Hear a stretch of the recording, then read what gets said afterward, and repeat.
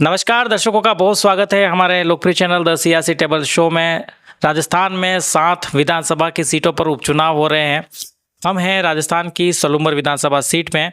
भारत आदिवासी party के जितेश कटारा जी आज हमारे साथ हैं। समय हो चुका है, रात की 1 बज चुके हैं और अभी चुनाव प्रचार करके अपना खत्म करके अभी लौटे हैं। विधायक प्रत्याशी हैं, उनसे बात करेंगे कि आखिर जनता के बीच में वो जा रहे हैं तो कैसा उनको समर्थन मिल रहा है, किस मुद्दों पर चुनाव लड़ रहे हैं, कितनी चुनौती उनके सामने है।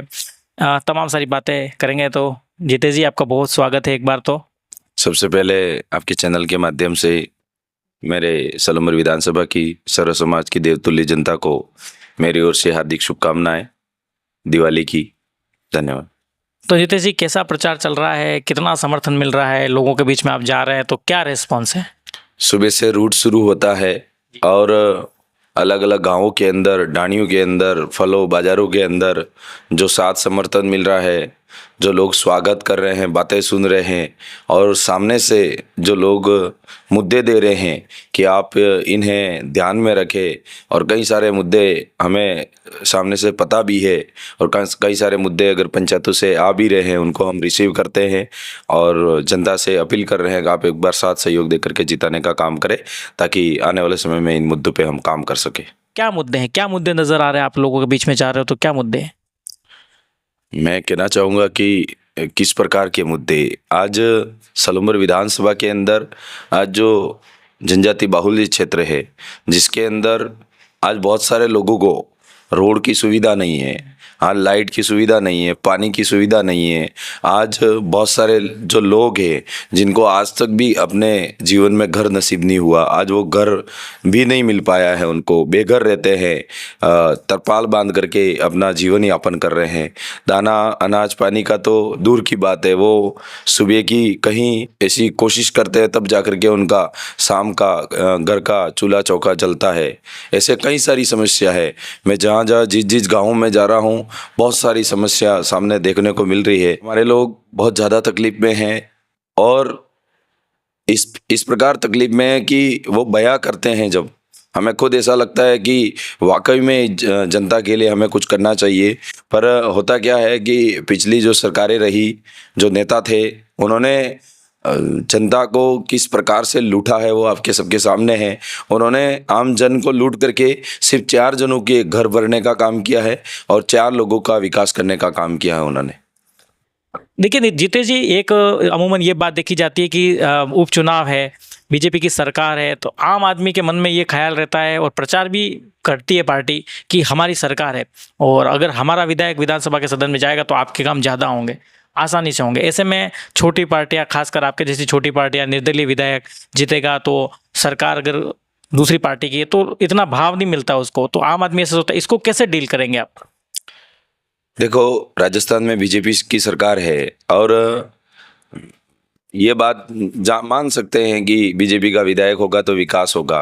पर मैं ये बात कहना चाहूँगा कि आज जो कैंडिडेट है वो किस प्रकार से तय हुआ है। बीजेपी भारतीय जनता पार्टी के अंदर जो कैंडिडेट है उसको किसी प्रकार की इतनी समझ नहीं है और शिक्षित नहीं है, और पार्टी के अंदर जो कार्यकर्ता है, जो पदाधिकारी है, वो चाहते ही नहीं थे कि उनको टिकट मिले और कुछ 4 लोग मिलकर के उस कैंडिडेट को आगे लाए और उनको तय किया है और वो चुनाव मैदान में उतारा है। वो 4 लोग चाहते हैं कि हम इस कैंडिडेट को जिताए किसी भी तरीके से, और इस कैंडिडेट को जहां बैठाए वो बैठे, जहां उठाए वो उठे और हमारी दुकान चलती रहे, ये वो 4 लोग चाहते हैं। आपने देखा होगा कि जिस तरीके से टिकट भारतीय जनता पार्टी का फाइनल हुआ उसके बाद बीजेपी के नाराज पक्ष से जितने भी कार्यकर्ता और जो फील्ड में काम करने वाले लोग थे वो गार्डन में इकट्ठा हुए और कार्यकर्ताओं के साथ जिनको टिकट नहीं मिली वो इमोशनल भी हुए, रोए भी सही।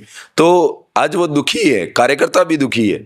तो बीजेपी किस तरीके से अपने आप को मतलब ये मान रही है कि हम आगे बढ़ रहे हैं, जीत रहे हैं। और दूसरी बात ये है कि आपने देखा होगा नामांकन हुआ जिस दिन भारतीय जनता पार्टी का, उसमें भजनलाल जी आए, पर उसमें जो कैंडिडेट है वो कैंडिडेट को मीडिया ने पूछा कि आप कहाँ आए हैं और क्या करने आए, तो पड़ोस के लोग आकर के उनको बता रहे हैं कि नामांकन भरने आए हैं, ये बताओ। तो आज इतना ये क्षेत्र दबा हुआ है, आज ये क्षेत्र पिछड़ा हुआ है, और हम भारतीय जनता पार्टी ऐसे कैंडिडेट को चयनित करके आगे ला रही है जो बिल्कुल भी उसको ज्ञान नहीं है, उसको ध्यान नहीं है।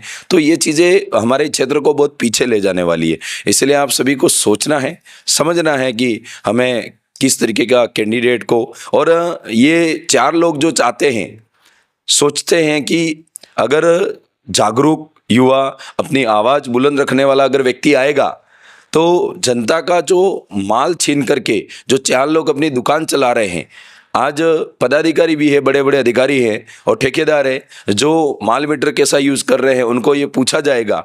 अगर ऐसा व्यक्ति आएगा तो पूछेगा, उसका हिसाब किताब पूछेगा और सही मात्रा में उसका काम होगा, क्वालिटी में।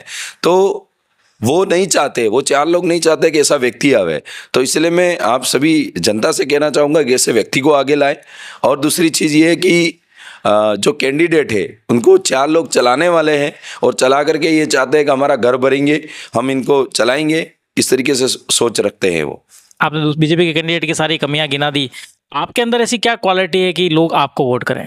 आपके पास क्या विकास के ऐसे मुद्दे हैं? क्या आपके अंदर योजना है, क्या कार्य योजना है, या फिर सिर्फ शोर शराबा रील वाले नेताजी हो?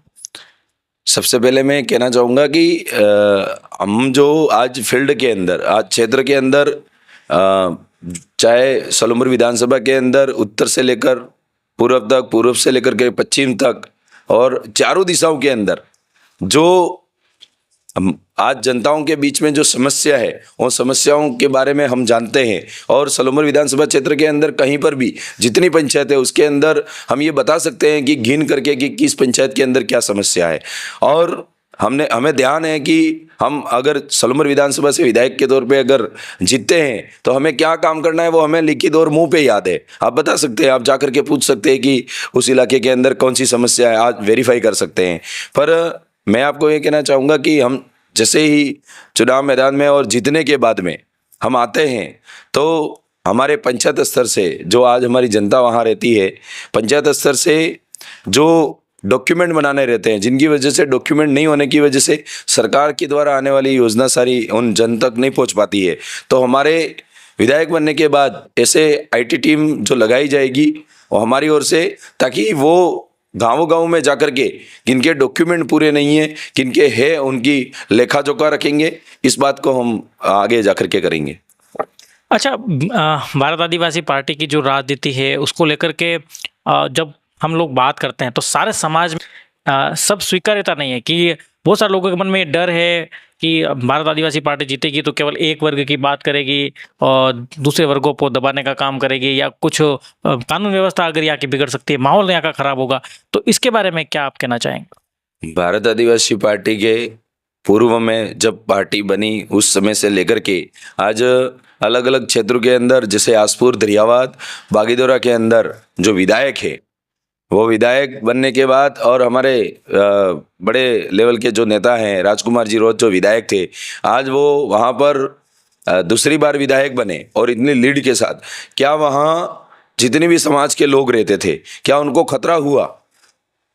क्या उनको घर से निकाला गया? क्या उनके रोजगार धंधे में समस्या आई? ऐसा नहीं हुआ।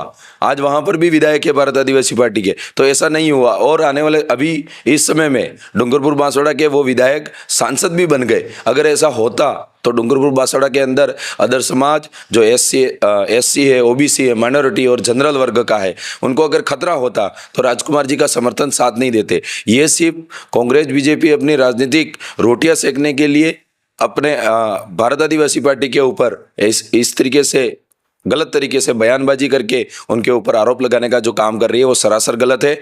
जिस तरीके से हमारे पड़ोसी विधानसभा के विधायक महोदय थावरचंद जी डामोर जो जैन समाज के अंदर गए थे, जो अपने ओबीसी समाज के अंदर गए थे, कई जगह जाते हैं और उनको कहते हैं कि आपको किसी से डरने की जरूरत नहीं है, आपको किसी से कोई समस्या नहीं होगी। आज आसपुर विधानसभा है जहाँ पे सबसे ज्यादा सेकंड मात्रा के अंदर अदर समाज रहता है, तो उन्होंने भी तो उन विधायक को 30,000 की लीड से जिताया है। तो ऐसा ये भ्रांति है कांग्रेस बीजेपी की, वोट लेने के लिए ये भ्रांति फैलाई जा रही है। इसलिए मैं सभी समाज से एक बात ये जरूर कहना चाहूंगा कि आपको किसी भी प्रकार का कोई खतरा नहीं है, और तो और जो 5 लोग आपको लूट करके खा रहे हैं उनके खिलाफ हम लोग खड़े होंगे और आप लोगों की सुरक्षा प्रदान करने का हम पुरजोर तरीके से काम करेंगे, ये बात कहना चाहिए। तो ये जितेश जी कटारा थे, चुनाव प्रचार चल रहा है। जितेश जी बहुत शुभकामनाएं आपको, मेहनत करें। फैसला तो खैर जनता करेगी कि आप विधानसभा पहुंचेंगे या कोई और पहुंचेगा, लेकिन हमारी शुभकामनाएं आपके साथ हैं। हाँ, धन्यवाद आपके चैनल को, और आपके चैनल के माध्यम से सलूमर विधानसभा की सर्व समाज की देवतुल्य जनता को धन्यवाद, आभार। तो ये जितेश कुमार कटारा बीजेपी के प्रत्याशी हैं, सलूमर से दूसरी बार चुनाव लड़ रहे हैं। पिछली बार 2023 में विधानसभा का चुनाव लड़ा, 52,000 वोट ला करके बीजेपी कांग्रेस को चौंका दिया इन्होंने और तीसरे नंबर पर रहे। इस बार पूरी तैयारी कर रहे हैं, क्या होगा, क्या फैसला जनता करेगी, ये तो सलूमर की जनता पर निर्भर करता है। ऐसे वीडियो आपको मिलते रहेंगे, चैनल को सब्सक्राइब जरूर करें और जुड़ जाएं हमारे साथ और देखते रहें हमारा चैनल। आपका दिन शुभ हो, धन्यवाद।